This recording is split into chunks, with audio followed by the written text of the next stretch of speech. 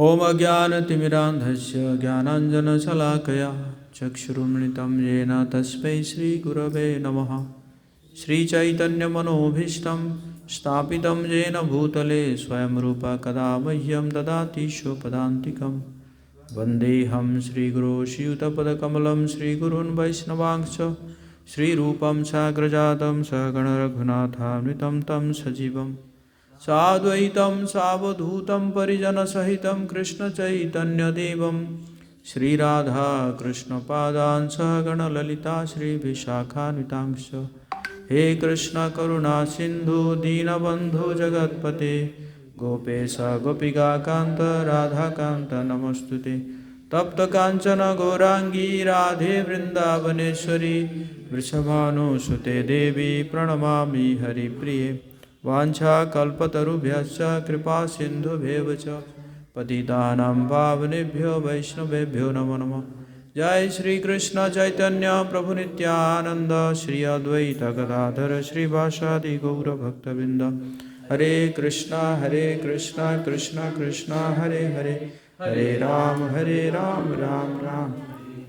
नमो विष्णुपदाय कृष्णपृष्ठाय भूतले श्रीमते भक्तिवेदांत स्वामिनिति नामिने। नमस्ते सरस्वती देवे गौरवाणी प्रचारिणे निर्विशेष शून्यवादी पाश्चात्य मुखं करोति वाचालं पंगुं लंघयेत् गिरिं यत्कृपातमहं वन्दे श्रीगुरुदिनतारिणे श्रीचैतन्येश्वरं परमानन्दमाधवं। नारायणं नमस्कृत्य नरो चैवं नरोत्तमं देवीं सरस्वतीं व्यासं ततो जयमुदीरयेत्। नष्टप्रायेषु भद्रेषु नित्यं भागवत सेवया भगवती उत्तमश्लोके भक्तिर्भवति नैष्टिकी। ओम नमो भगवते वासुदेवाय ओम नमो भगवते वासुदेवाय ओम नमो भगवते वासुदेवाय।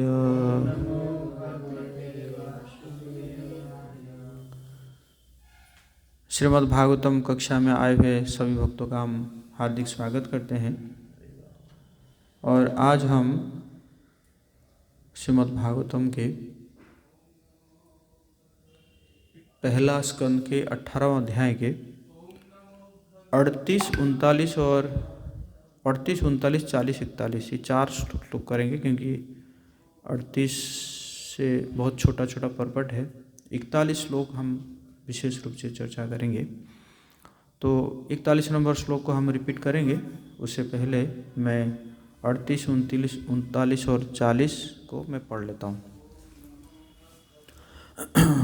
ततोभ्युत्याश्रमं बालो गले सर्पकलेवरं पीतरं वीक्ष्य दुर्खार्तो मुक्तकंठो रुरोधः। तत्पश्चात जब वो बालक आश्रम को लौट आया तो उसने अपने पिता के गले में सर्प देखा और उद्विग्नता के कारण वो जोर से चिल्ला पड़ा। तो जो शमीक ऋषि के जो पुत्र थे श्रृंगी, तो श्रृंगी ने परीक्षित महाराज जी को श्राप दे दिया। इससे पहले श्लोक में वर्णन किया गया था। और उन्होंने ऐसे पानी लिया और पानी से श्राप दिया कि आज से 7 दिन के अंदर एक जो है उड़ता हुआ सर्प, तो वो सर्प जो है क्या करेगा, दंशन करेगा और उससे परीक्षित महाराज जी की मृत्यु हो जाएगी। तो और इतना कह के फिर वो वापस आता है आश्रम में, और आश्रम में आके देखता है कि जब अपने पिता के गले में सर्प देखता है तो वो रोने लगता है। लेकिन वो रोने का कारण श्रील प्रभुपाद जी कह रहे हैं, क्यों रो रहा है? तो प्रभुपाद जी कह रहे हैं, श्रील प्रभुपाद की जय, वो बालक प्रसन्न तो नहीं हुआ था क्योंकि उसने बहुत बड़ी भूल की थी और वो रोकर मन को हल्का करना चाह रहा था। तो वो क्यों रो रहा था? क्योंकि एक तो बहुत बड़ी गलती कर दी है कि नहीं? एक छोटा सा गलती के लिए उसने किसी को मृत्यु दंड दे दिया, तो एक तो बहुत बड़ा गलती हो गया। तो वो जो हृदय जो है ना बहुत भारी हो गया उसका। तो उस भारी हृदय को खाली करने के लिए है ना, तो वो क्या कर रहा है? रो रहा है। अतएव आश्रम में प्रवेश करके जब उसने अपने पिता की दशा देखी तो वो जोर से चिल्लाया जिससे उसे राहत मिल सके। लेकिन बहुत देर हो चुकी थी। पिता ने पूरी घटना पर खेद प्रकट किया। स वा आंगिरसो ब्रह्मन् श्रुत्वा सुत विलापनम् उन्मील्य शनकै नेत्रे दृष्ट्वा चांसे मृतोरगम। हे ब्राह्मणों, अंगिरा मुनि के वंश में उत्पन्न उस ऋषि ने अपने पुत्र का चिल्लाना सुनकर धीरे धीरे अपनी आंखें खोली और अपनी गर्दन के चारों ओर एक मरा हुआ सर्प को देखा। तो तब तक उसको इतना सब घटना हो गया है, समीक ऋषि को कुछ पता ही नहीं है, वो तो अपना समाधि में है। तो लेकिन देखा जब ये चिल्ला रहा है अपना बेटा, तो आंखें खोले और आंखें खोल के देखे कि एक मरा हुआ सांप जो है गले में लटक रहा है। विसृजम तम च प्रपच्छ वत्स कस्माद्भि रोदिषि केन वा तेपकृता मित्युक्तः सन्य वेदयत्। उन्होंने मरा हुआ सर्प एक और फेंक दिया और अपने पुत्र से पूछा कि वो क्यों रो रहा है, क्या किसी ने उसे चोट पहुंचाई है क्या? यह सुनकर बालक ने जो कुछ घटना घटी थी उसे कहकर सुनाया। तात्पर्य, पिता ने गले में पड़े हुए सर्प को अधिक गंभीरता से नहीं लिया, उन्होंने उसे फेंक दिया। वास्तव में महाराज परीक्षित से बहुत बड़ी भूल नहीं हुई थी, लेकिन मूर्ख पुत्र ने उसे गंभीरता से ले लिया और कली के वश में होने से उसने राजा को शाप दे दिया। इस तरह उसने एक सुखद इतिहास के अध्याय का अंत कर दिया। अब हम 41 नंबर श्लोक को रिपीट करेंगे। निशम्य सप्तम अतद अहरम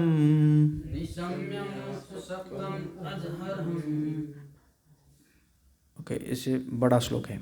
निशम्य सप्त अतद अर्हम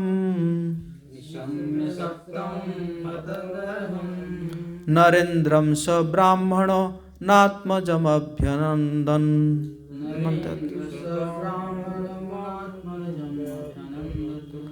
अहो बदाहं महदद्यते कृतं लिप्यसि द्रोहि उरुद्रमोधृतः।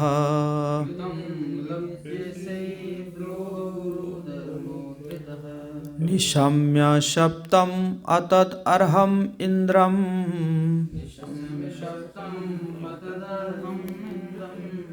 निशम्य सप्तम अतत् अर्हं नरेन्द्रम्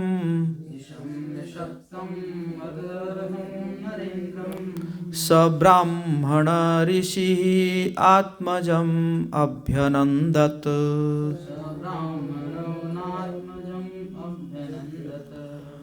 अहो बताम्हो महदद्यते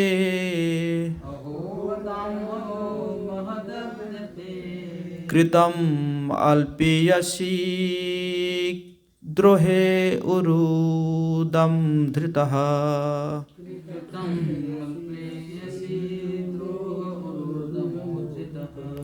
निशम्य सप्तम् अर्हं नर इंद्रम्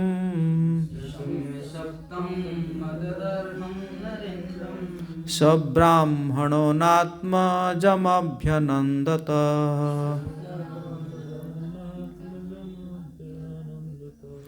अहो बताहं महदद्यते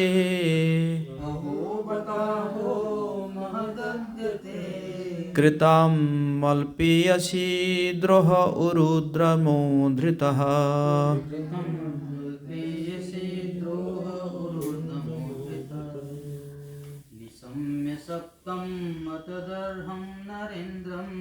निशम्य सप्तम् तदर्हं निरन्द्रम् स ब्राह्मणो नात्मजमभ्यनन्दत।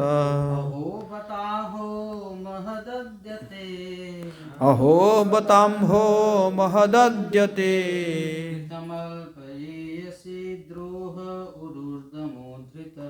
कृतम् अल्पीयसि द्रोह उरुधर्मोद्धृतः।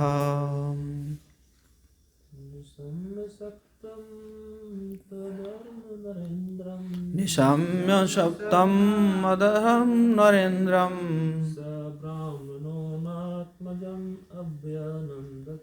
स ब्राह्मणनात्मजमभ्यनन्दत्।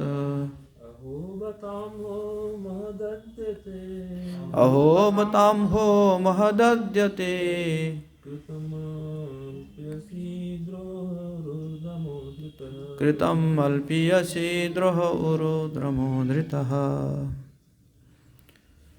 शब्दार्थ निशम्य सुनकर, सप्तम शापित, अतत अहम कभी भी तिरस्कृत नहीं, नर इंद्रम मनुष्य में श्रेष्ठ राजा को, सह वो, ब्राह्मण ब्राह्मण ऋषि, न नहीं, आत्मजम अपने पुत्र को, अभ्यनंदत बधाई दी, अहो हाय, बत दुखद, अहम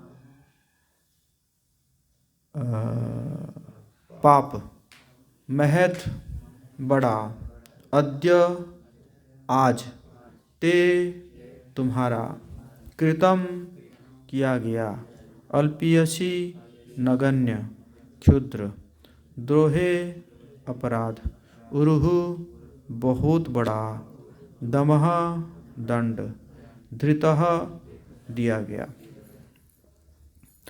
अनुवाद और तात्पर्य जगतगुरु श्रील प्रभुपाद जी की श्रील प्रभुपाद की जय। पिता ने अपने पुत्र से सुना कि राजा को शाप दिया गया है, यद्यपि उसे इस तरह दंडित नहीं किया जाना चाहिए था, क्योंकि वो समस्त मनुष्य में श्रेष्ठ था। ऋषि ने अपने पुत्र को शाबाशी तो नहीं दी, अपितु उल्टे वे यह कहकर पछताने लगे, हाय मेरे पुत्र ने कितना बड़ा पाप कर्म कर लिया है, उसने एक तुच्छ अपराध के लिए इतना भारी दंड दे दिया है। तात्पर्य, राजा सारे मनुष्य में श्रेष्ठ होते हैं, वो ईश्वर के प्रतिनिधि होते हैं और उससे उसके किसी भी कार्य के लिए निंदित नहीं किया जाना चाहिए। दूसरे शब्दों में, राजा कोई त्रुटि नहीं कर सकता। राजा ब्राह्मण के अपराधी बालक को भी फांसी की सजा का आदेश दे सकता है, तब भी वो ब्राह्मण हत्या का पापी नहीं बन सकता। यदि राजा कभी कुछ त्रुटि कर भी बैठे तो भी उसकी अवमानना नहीं होनी चाहिए। कोई चिकित्सक गलत उपचार से किसी रोगी को मार सकता है, लेकिन ऐसे मारने वालों को कभी मृत्युदंड नहीं दिया जाता। अतः महाराज परीक्षित जैसे उत्तम एवं पुण्यात्मा राजा के विषय में क्या कहा जाए। जीवन के वैदिक शैली में राजा को राजर्षि बनने का प्रशिक्षण दिया जाता है, यद्यपि वह राजा के रूप में शासन कर रहा होता है। केवल राजा द्वारा चलाए जा रहे उत्तम शासन में प्रजा शांतिपूर्वक तथा निर्भय रह सकती है। राजर्षिगण अपने राज्य की व्यवस्था इतने सुचारू रूप से तथा पवित्रता से करते थे कि प्रजा उनका वैसा ही आदर करती थी मानो वे भगवान हो। यही वेदों का आदेश है। राजा को नरेंद्र या मनुष्य में सर्वश्रेष्ठ कहा जाता है।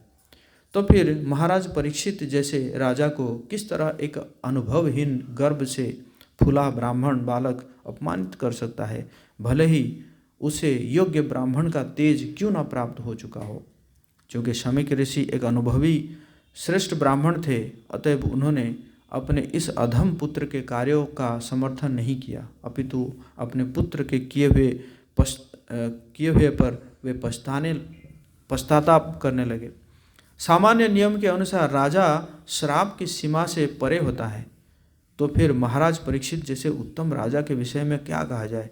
राजा का अपराध अत्यंत नगण्य था और उसे मृत्युदंड देना सचमुच ही श्रृंगी के लिए बहुत बड़ा पाप था। इसलिए शमीक ऋषि को पूरी घटना पर पश्चाताप किया।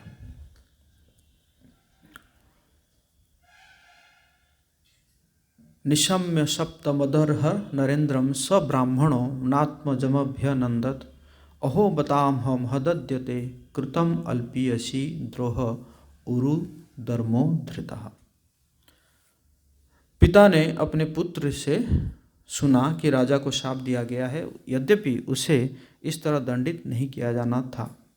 तो अभी शमीक ऋषि सुन लिए, है ना, बेटा चिल्ला रहा था, तो बोले क्या हुआ। नहीं ऐसा ऐसा हुआ कि वो पापा वो जो राजा थे ना, वो राजा ने क्या किए कि आपको पानी मांगे तो आप जब नहीं दिए तो आपके गले में मरा हुआ सांप को डाल दिए। तो मैंने क्या किया, उनको श्राप दे दिया। क्या श्राप दिया कि वो उनकी मृत्यु है जो है मृत्यु हो जाएगी 7 दिन में। तो राजा जो समीक ऋषि थे बहुत दुखी हो गए। वो जाने की बहुत बड़ी गलती हो गई है इससे। हाँ ठीक है, राजा ने अपराध तो किया था, छोटा सा अपराध किया था, लेकिन उसके लिए इतना बड़ा दंड नहीं देना चाहिए था। तो बहुत पश्चाताप किए। ऋषि ने अपने पुत्र को शाबाशी नहीं दी, हाँ हाँ बेटा तूने बहुत अच्छा किया है, ऐसा नहीं किया। अपितु उल्टे वे यह कहकर पछताने लगे, हाय मेरे पुत्र ने कितना बड़ा पाप कर्म कर लिया है, उसने एक तुच्छ अपराध के लिए इतना भारी दंड दे दिया है। तो इसमें प्रभुपाद जी कह रहे हैं, प्रभुपाद जी कुछ एनालॉजी ले रहे हैं, जो एक एनालॉजी तो दे रहे हैं कि जैसे डॉक्टर होते हैं या मेडिसिन प्रैक्टिशनर होते हैं, तो उनसे भी हो सकता है कि कई बार गलती से कुछ गलत मेडिसिन दे दिए तो कोई मर जाता है, तो उसके लिए उनको मृत्युदंड नहीं दिया जाता। इवन जो ड्राइवर है, ड्राइवरों को भी कुछ तो छूट रहता है ना, शायद 7-8 मर्डर तक छूट रहता है ना, उसके बाद जाके उनको एम्बुलेंस ड्राइवर को स्पेशल छूट रहता है ना।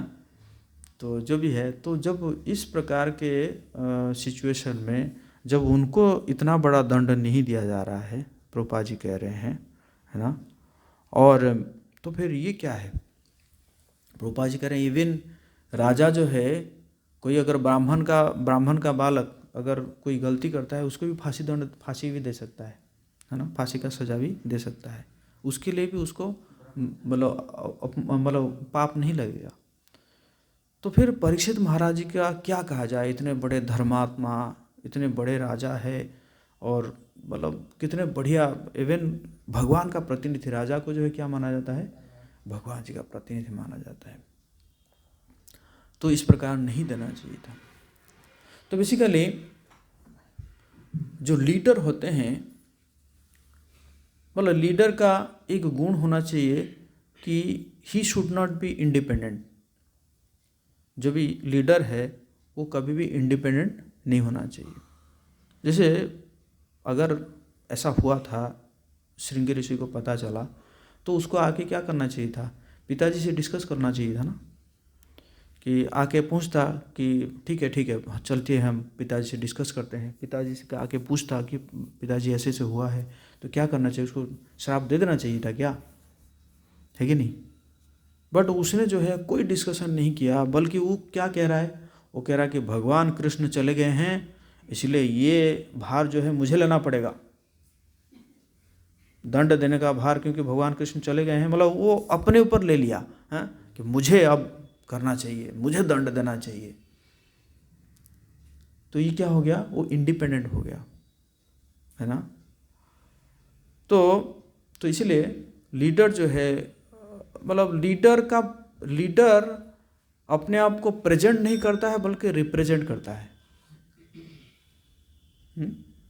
किसको रिप्रेजेंट करता है, कि अपने जो ऊपर के उसके ऊपर जो है उनको वो क्या करता है, जस्ट रिप्रेजेंट करता है ना। लीडर जो है वो रिप्रेजेंटेटिव होता है, ना कि वो खुद, है ना। जैसे आजकल जो है आप देखेंगे कई लोग जो है वो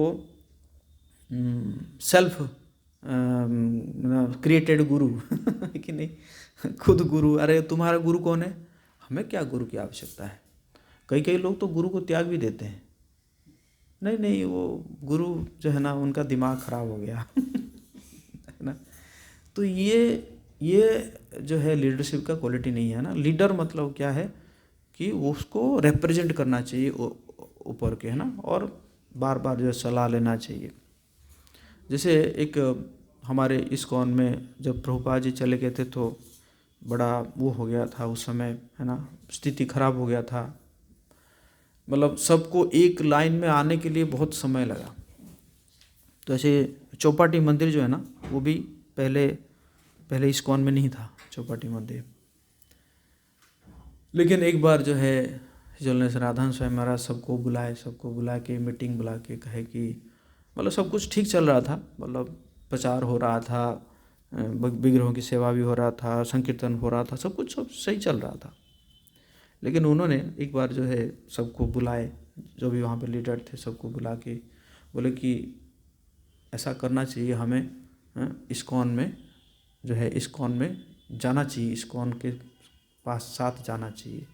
तो कुछ लोगों ने क्यों, क्या ज़रूरत है, क्या ज़रूरत है कि जो है हम, और सही तो चल रहा है, बढ़िया प्रचार हो रहा है ये वो।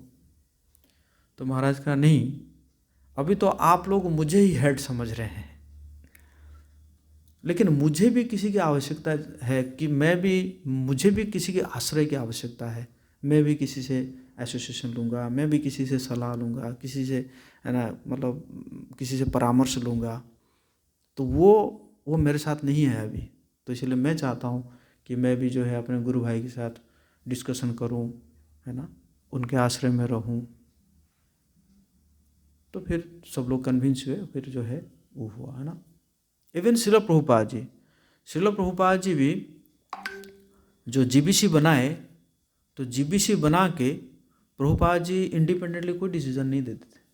उनको कुछ भी पूछा जाता था, कोई भी लेटर लिखता था, प्रभुपाद जी ऐसा ऐसा हो रहा है, ऐसा ऐसा हो रहा है, ठीक है ना, वो जीबीसी जो डिसाइड करेगा वही होगा। प्रभुपाद जी कहते थे I am also dependent on GBC. सबसे मतलब प्रभुपाद जी जो लाए, मतलब वैसे ये इच्छा भी थी, श्रील भक्ति सिद्धांत स्वरूप प्रभुपाद जी की ही इच्छा थी कि कैसे ये जीबीसी बनाया जाए, लेकिन भक्ति सिद्धांत प्रभुपाद जी इसको वर्कआउट नहीं कर पाए थे और इसको प्रभुपाद जी ने वर्कआउट की। तो बेसिकली जो हमारा जो इस्कॉन इतना सक्सेसफुल इसलिए है क्योंकि हमारा जो ना कलेक्टिव लीडरशिप है। कोई यहाँ पे एक व्यक्ति नहीं है ना, कलेक्टिव लीडरशिप। कोई भी डिसीजन लिया जाता है कलेक्टिवली लिया जाता है ना, सबको जो है इम्पोर्टेंस दिया जाता है।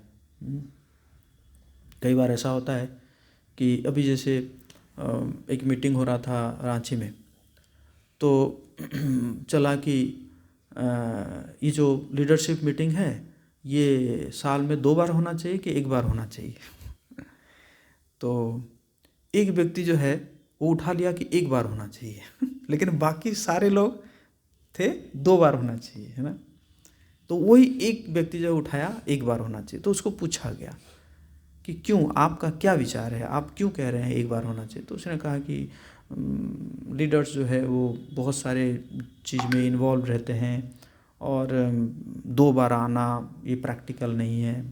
तो उसको जो है हमारे ऋषिराज देवकीनंदन को बहुत अप्रिशिएट किए, कहता यस, मतलब ये ऐसा नहीं है कि सब लोग हाथ उठा रहे हैं 2 बार, मैं भी 2 बार में हाथ उठा दूंगा, अगर सब लोग तो कर रहे हैं तो मैं भी कर देता हूँ, है ना।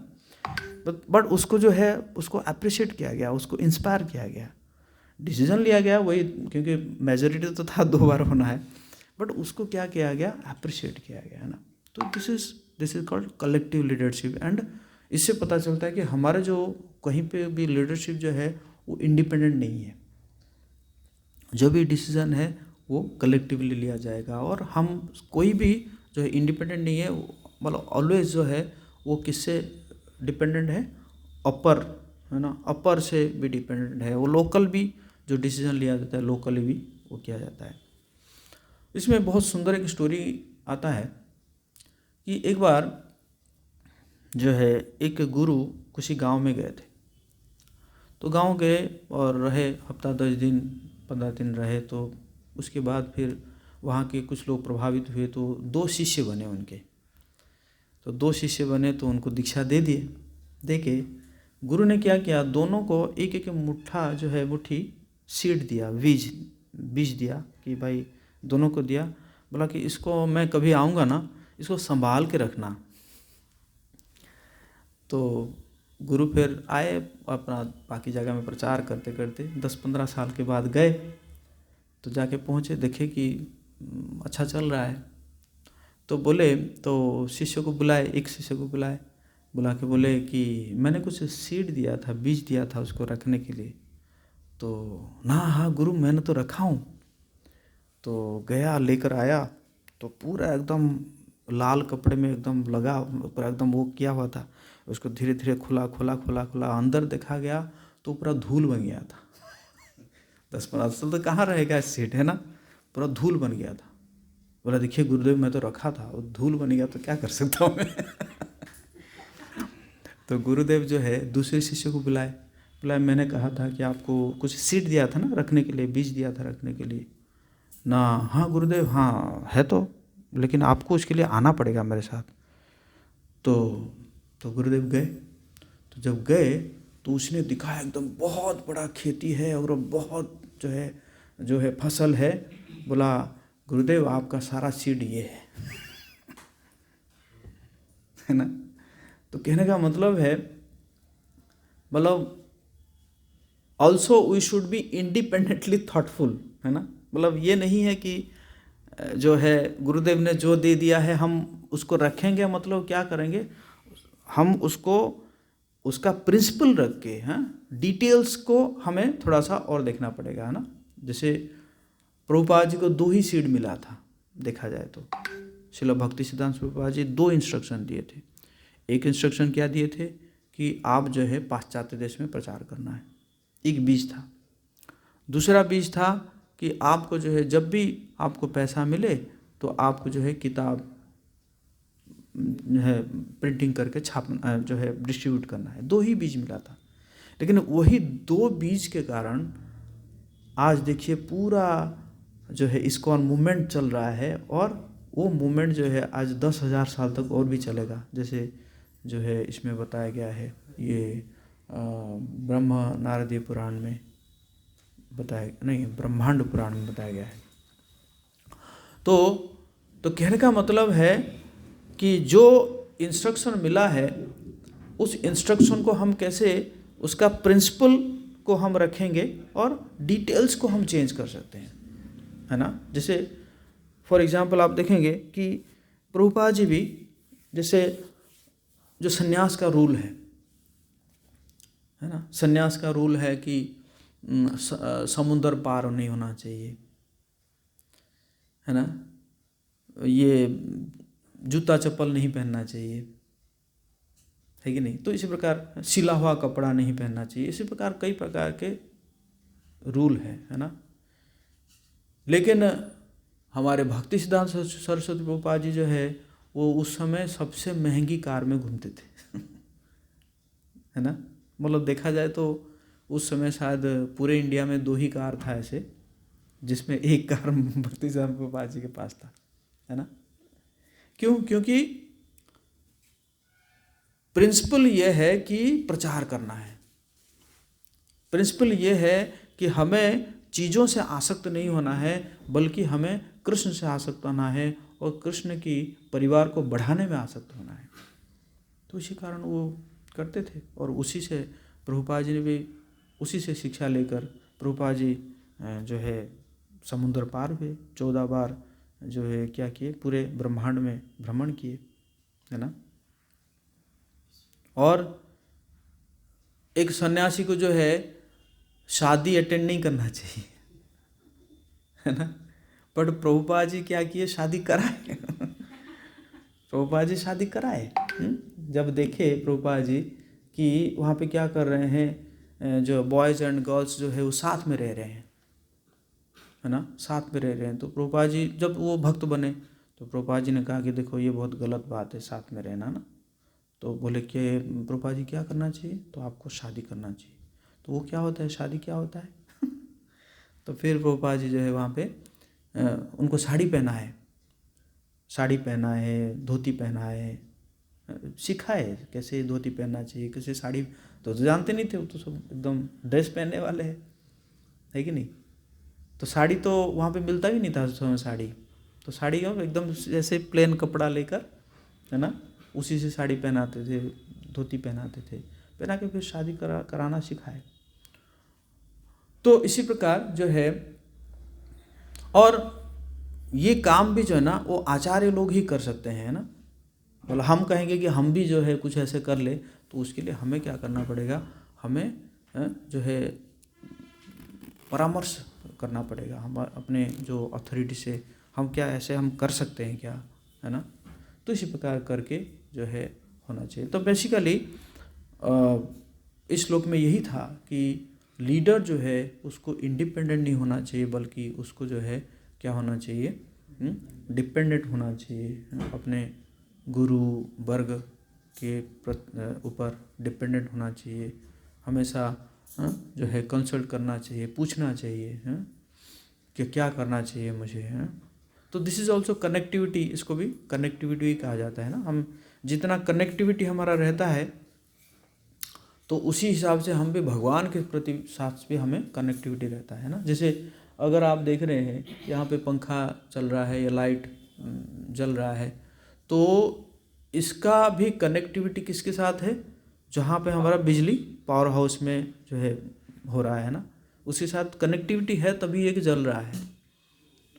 तो उसी प्रकार अगर हमें भी ये जो ज्ञान का प्रकाश देना है संसार में, तो उसके लिए हमें क्या करना पड़ेगा, कनेक्टिविटी रखना पड़ेगा, है ना। तो यही था। तो यहाँ पे श्रृंगी ऋषि से ये बहुत बड़ी गलती हुई कि उन्होंने जो है अपने पिताजी से कोई कंसल्ट नहीं किया, बल्कि अपने आप ही उसने डिसीजन ले लिया, और डिसीजन लेके क्या कर दिया, उसने श्राप दे दिया, जो कि बहुत बड़े धर्मात्मा राजा थे और बहुत ही छोटे से अपराध के लिए उन्होंने ऐसे दे दिया, है ना। तो इसी प्रकार जो है हमें इसी एंगल से देखना चाहिए कि बहुत बार जो है मतलब ऐसा होता है कि हाँ भाई मैं तो कुछ भी डिसीज़न ले सकता हूँ, है ना। मतलब ऐसा लगता है कि हाँ ये तो मैं अच्छाई के लिए कर रहा हूँ या भक्ति के लिए ही कर रहा हूँ, प्रचार के लिए ही कर रहा हूँ, है ना। बट दैट शुड बी रीचेक्ड, है ना। वो रीचेक होना चाहिए हमारे गुरु वर्ग के साथ, परंपरा के साथ रीचेक होगा, हाँ, तभी जो है हो सकता है। नहीं तो फिर क्या होगा ना, डेविएट हो जाएगा। और ऐसे कई जगह में डेविएशन हो ही आ ही गया है, कई जगह में बड़ा बड़ा डेविएशन आ गया है। यही इस्कॉन से जो है कई संस्था खुल गया है अलग अलग, है ना। कोई नेस्कॉन खोल दिया बोला ये इंटरनेशनल सोसाइटी है, मेरा है नेशनल सोसाइटी। हाँ खोला है, नेस्कॉन खोल दिया है। तो और कोई खोल दिया वंदे गुरु ऐसे करके, वंदे गुरु जगत कृष्णम ऐसे करके उसने खोल दिया, है ना। ऐसे करके कई प्रकार का डेविएशन आ रहा है। और डेविएशन का एक ही मतलब स्रोत यही है कि ये जो है इंडिपेंडेंट मेंटालिटी, है ना।